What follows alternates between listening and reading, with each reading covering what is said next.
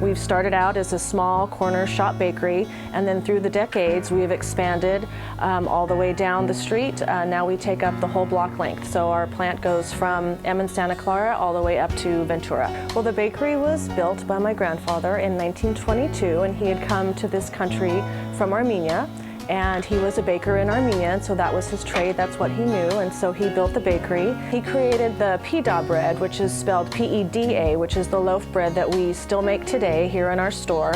And as he was a baker in Armenia, that's what he knew how to do, so he wanted to create a special type of bread to commemorate his new life in this new country. So the bakery was started by my grandfather, and then it went to my uncle and my mother, and my uncle was the baker and Mom ran the business. And then after my uncle passed away in the early 1980s, my mom became president, and then she ran the bakery up until the late 1990s. And then I started in the bakery in 1993 when I graduated from Fresno State and started running the day-to-day operations in the early 2000s. And then my mom passed away in 2010, so I've been running it myself since then.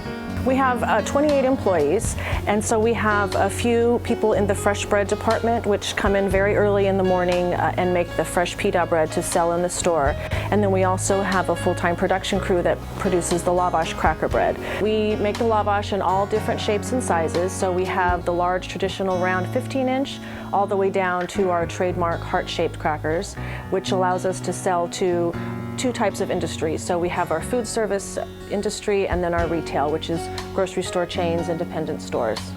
Well, the large traditional round sizes can be used just as any bread would be. Sometimes people will just break off a chunk and have it with their meal, have it with some soup or some salad. They might just spread some butter or some peanut butter, use it any way they would a bread.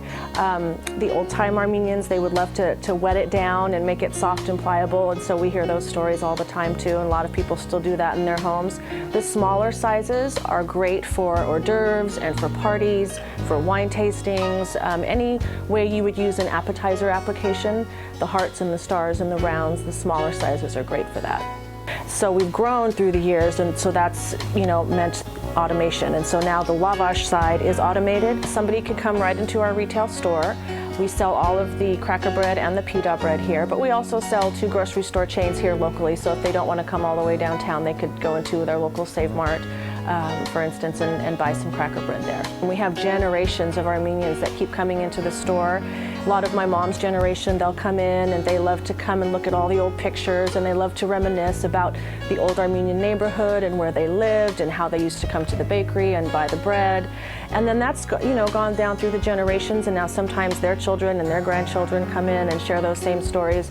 But we've also expanded to more of a wide range of ethnicities. So it's not just Armenian people that are buying the bread, and with the different shapes we've introduced, that just is appealing to a whole different audience now. We are a certified women-owned business, and that does help our business when we're trying to obtain new customers and new clients. So very proud to be representing the women in business. I don't think my grandfather ever would have imagined that his business would be so big on this level. He was a baker, he wanted to come and do what he loved, and then to see it expand to this level, I think he'd be so proud.